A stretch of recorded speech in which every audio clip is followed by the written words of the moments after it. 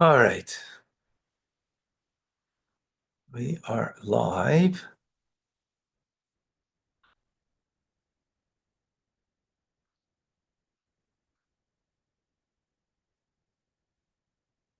Rambam. Yeah, perfecto. We begin today. Hilchas Mamrim. We finished the laws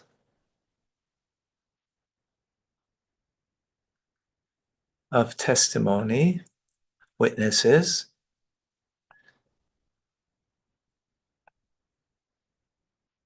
laws of Mamrim. Let's see what that means. Okay, they include 9 mitzvahs, 3 positive and 6 negative, and they are to follow the directives given by the Supreme Sanhedrin. We're learning this in the Talmud course. Some of this stuff. Not to deviate from their words, not to add to the Torah, neither to the mitzvahs or to the written law, nor to their explanation, which has been transmitted by the oral tradition. Okay, not to detract from the mitzvahs, not to curse one's father or mother, not to strike one's father or mother. This week's parsha, right? We had that. 1 second. Yeah, we had that 2 days ago. To honor one's father and mother, right? To fear one's father and mother. For a son not to rebel against his father's and mother's instructions. These mitzvahs in coming chapters. Okay.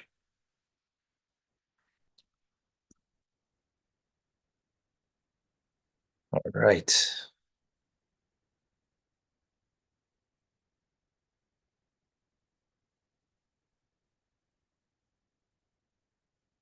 Okay.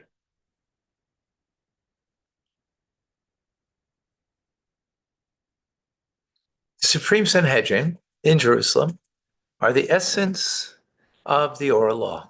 They are the pillars of instruction from whom statutes and judgments issue forth for the entire Jewish people. Concerning them, the Torah promises, you shall do according to the laws which they shall instruct you. This is a positive commandment,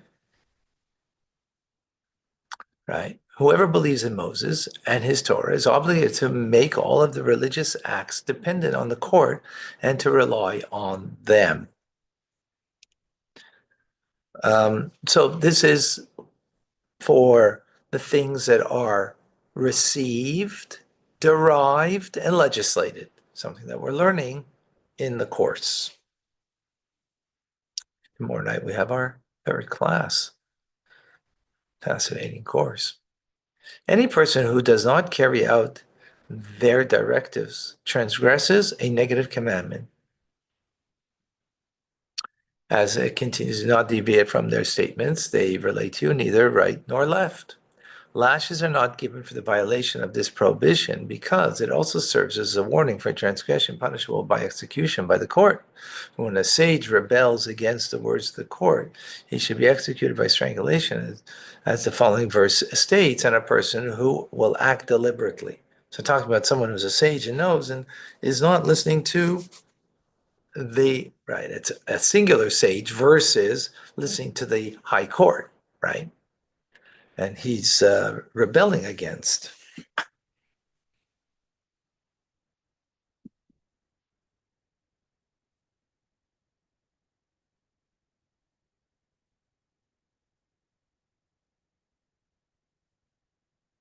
Okay, we are obligated to heed the words, whether they learn from the oral Torah, oral tradition, which is received. In other words, they said, because it's not in the written word, but they received. We had an example of this, like written in Torah, it says you have to eat matzah on Passover. But how much matzah do you have to eat? That it's a kezias, that's the size of 30 grams. That's oral tradition. So that's received, right? In the course that we're learning, derived from the basis of their own knowledge through the attributes of biblical exegesis, and they appear to them, and this is the correct interpretation of the matter. So, for example, we had derived from Passover, for those who are taking the course, so you'll appreciate, we derived that because the verse says, eat matzah, don't eat chametz. And they don't have a relationship between them, two separate things that are not really, but in the same verse, two commandments, the same verse. So we derive, because of the fact that they're in the same verse, that there's a commonality between them. And what is that? The only thing that is considered to eat matzah is something that could become chametz. So the 5 grains of wheat, spelt, oats, barley, and rye, you can make matzah from them, but you can't make matzah from rice or from millet, because it cannot become chametz. It cannot be fermented. It cannot, it cannot be fermented.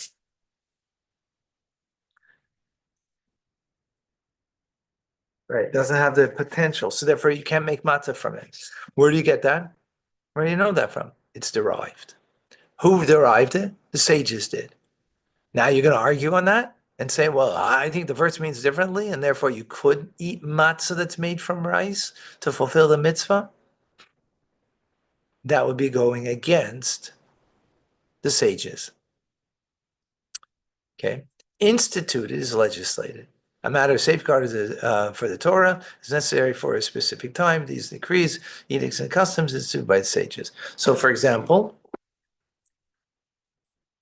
what was instituted by the sages for Passover, for matzah, that you eat it reclined on your left side. You eat your matzah, right? Reclined, because that's the way of kings showing their freedom on the night of Passover. That's not a biblical law. It's a rabbinic law, legislated, that that's the way you have to eat your matzah, your 4 cups of wine, and so on. And boy, so it's only rabbinic law. What's a big deal? I'm not interested, or, I disagree. You transgress the Torah. They've been given the law that they can legislate. Another legislation for on Shabbos, muktzah. You're not allowed to take a pen and write on Shabbos. That's biblical. 2 letters written on Shabbos is a biblical transgression. But how about holding a pen? I'm just holding it. I like to play. I like to play with it, make noise with it, make beat and song. You're not allowed to. Yeah, but Torah doesn't say you're not allowed to. No biblical law. You're right. It's rabbinic law. It's legislated. Doesn't matter. Torah legislates and tells you you have to listen to them. Don't veer right or left. They said don't pick up a pen on Shabbos. Guess what? Can't pick up a pen on Shabbos. I mean, in certain circumstance you could, but as a general rule, right? But we're not getting into it. I'm just giving you examples. So the positive commandment to heed the court with regard to these and these matter, and each of these 3 matters. Person transgresses any of these types of directive transgresses a negative commandment, a biblical commandment. You transgress. This is right from the continuation of the above verse in the following manner, according to the laws of which they shall instruct you. This refers to the edicts, legislated law, like we just said, decrees and customs, like reclining, like muktzah, not to pick up the pen, right, on Shabbos, which they instruct people at large to observe, to strengthen their faith and perfect the world. According to the judgment which they relate, this refers to the matters which they derive through logical analysis employed by the methods of biblical exegesis. From all the things that they will tell you, this refers to tradition which received one person from another. And they're just showing you in the verse on how you find the 3 different areas that they've been given jurisdiction, the high court, that we need to follow. Wow.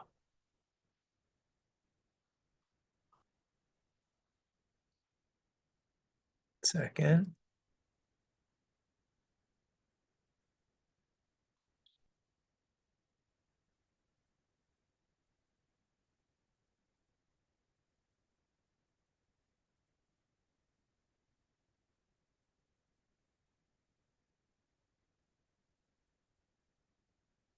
This verse I choose received one person from another. Okay.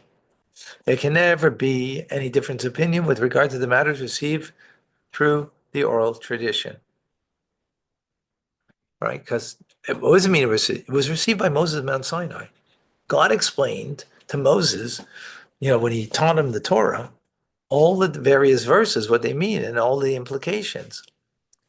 So when he said matzah, You got what the Torah says eat matzah, so that's clear. But how much? Well, that was received. There's no difference of opinion. However, there arises a difference of opinion with regard to this matter that shows that it was not received in the tradition from Moses, our teacher. The following principles apply with regard to matters derived through logical analysis. If the entire body of the Supreme Court agrees with regard to them, their consent is binding. If there's a difference of opinion, we follow the majority and decide the matter according to the majority. Similarly, with regard to the decrees, edicts, and customs, if a portion of the judges perceive that it was necessary to issue a decree, institute an edict, and establish a custom for the people, and a portion perceived that it was not appropriate, issue a decree, institute this edict, or establish a custom, the judges debate the matter back and forth. It was a reading we had in first class of the course. But afterwards, a vote is called, and we follow the majority and execute the matter according to the decision of the majority. Halacha number 4, when the Supreme Sanhedrin, the High Court, right, was in session, there was never any prolonged differences of opinion among the Jewish people. Instead, if a doubt arose in the Jew's mind over any law, would inquire the court of his city. If not, the questioner in the court or its agents ascend to Jerusalem and ask the court that holds the sessions in Temple Mount. If they know, they would reply to him. If they do not know, everyone comes to the court that holds sessions at the entrance of the temple courtyard.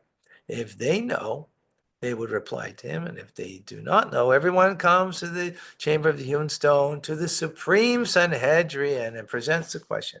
If the matter that was unresolved by all of the others was known by the Supreme Sanhedrin, either as part of the oral tradition or because of their derivation through the principles of exegesis, they relate the decision immediately. If, however, the decision was unclear to the Supreme Sanhedrin, they deliberate about the matter at the time and debate it back and forth until they reach a uniform decision or until a vote is taken.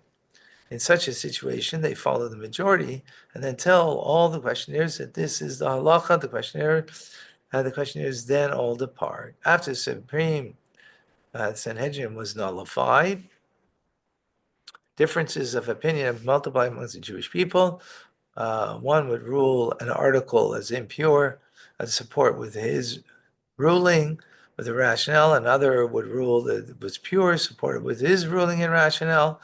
This one would rule an article forbidden, and this one would rule it for permitted. And that's when we had different paths that started to develop. And that was primarily, as we learned in last week's class, actually, about the Mishnah. Wow, what a perfect timing, right? We learned that. Was primarily by Hillel and Shammai, right?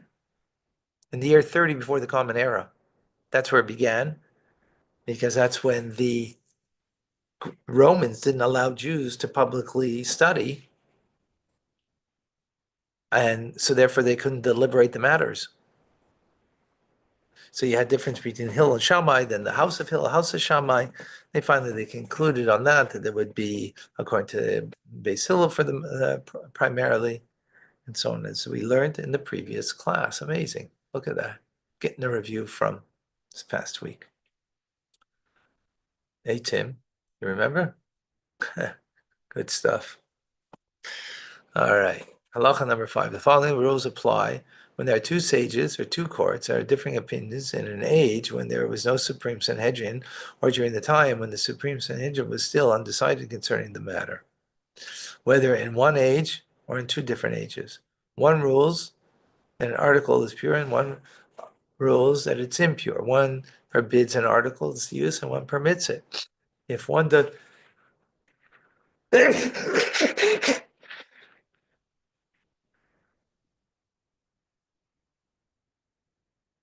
if one does not know in which direction the law tends, should the matter involve a question of scriptural law, follow the more severe opinion. If it involves a question of rabbinic law, follow the more lenient opinion. Just going to do one halacha for the next chapter. When using one of the principles of exegesis, the Supreme Sanhedrin, the 13 attributes that Rabbi Shmuel that we say before On page 26, you can see some of the different matters. We have it in the Chumash Rashi. We had a Kal V'chomer yesterday, from a light to a more stringent law. Um, when a word, I think we just had in Rashi yesterday also. I don't remember now. A word here and a word there. We equate them, and you know there's something comparable between them. So when one of the principal exegetes of the Supreme Court derived a law through their perception of the matter and adjudicated a case accordingly, and afterwards another court arose and they perceived another rationale on which basis they would revoke the previous ruling, they may revoke it and rule according to their perception. This is reflected by to the judge who will come in that age. This indicates a person is obligated to follow only the court in its own generation. That's why it's important that we follow, a current rabbinic authority, right? Rather than someone from 500 or 1,000 years ago, because there might be, and that halacha wasn't not necessarily based on that, but there might be different issues that are now currently that you need to take into consideration that didn't exist 500 years ago. So the halacha was in one direction, and today might be in a different direction. Like the hostages, for example, right? So we have concept of hostages in Jewish law from 1,000 years ago plus, because Jews were taken hostage by, you know, those who, those that, whatever. So we have, but there are, currently other um, ingredients that are in the mix that need to be taken into consideration in the halachic ruling. All right, folks, amazing.